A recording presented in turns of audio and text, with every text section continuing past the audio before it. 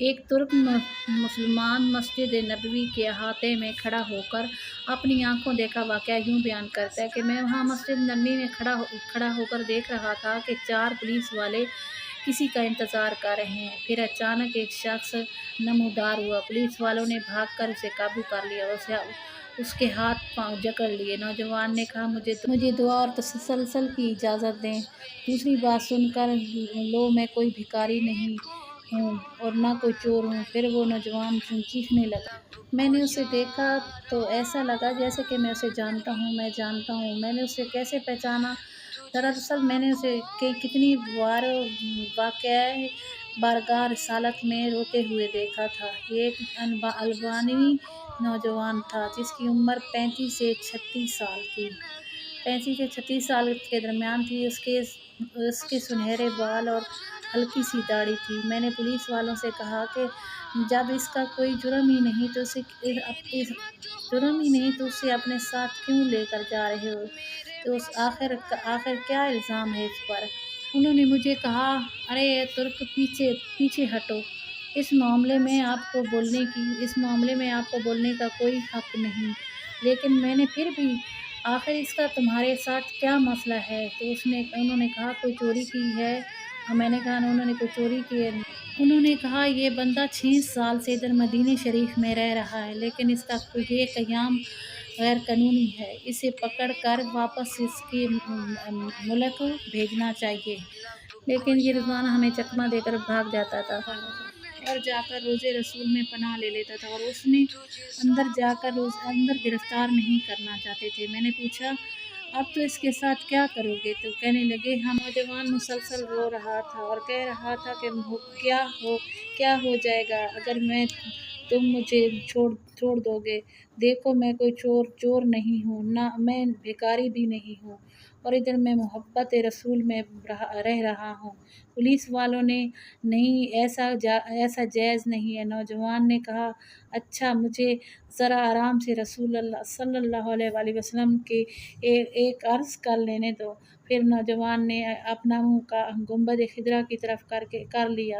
Police والوں نے کہا، چل، کہنے دو جو کہتا ہے۔ نوجوان نے گنبد خضرا کی طرف دیکھا اور جو کچھ عربی میں کہا میں نے سمجھ لیا۔ وہ نوجوان کہہ رہا تھا کہ یا رسول اللہ، ہمارا درمیان اتفاق ہوا تھا نا کہ میں اپنا گھر بار چھوڑ کر یہ عہد کر کے یہاں آیا تھا کہ آپ کے جوہر رحمت میں رہا کروں گا۔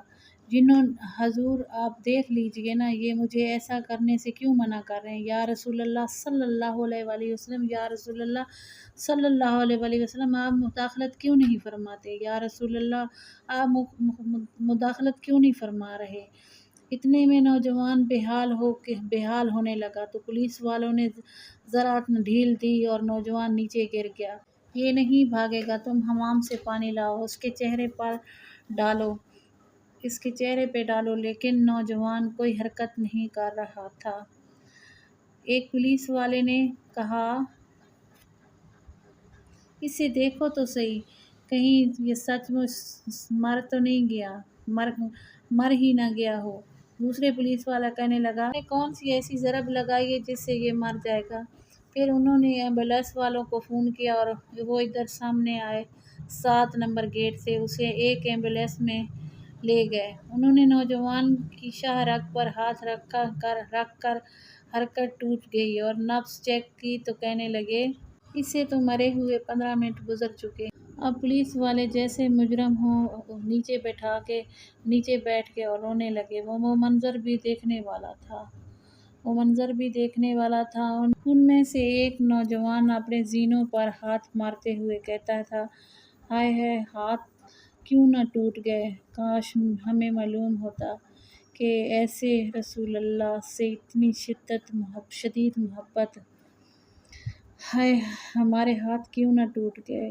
اس کے بعد ایمبولینس والوں نے اسے وہاں سے اٹھا لیا اور جنت البقیع کی طرف تدفین والے حصے میں لے گئے۔ غسل کے وقت میں بھی وہیں موجود تھا۔ میں انہیں کہتا تھا کہ مجھے بھی ہاتھ لگانے دو، مجھے بھی اس کی چارپائی کو ہاتھ لگانے دو۔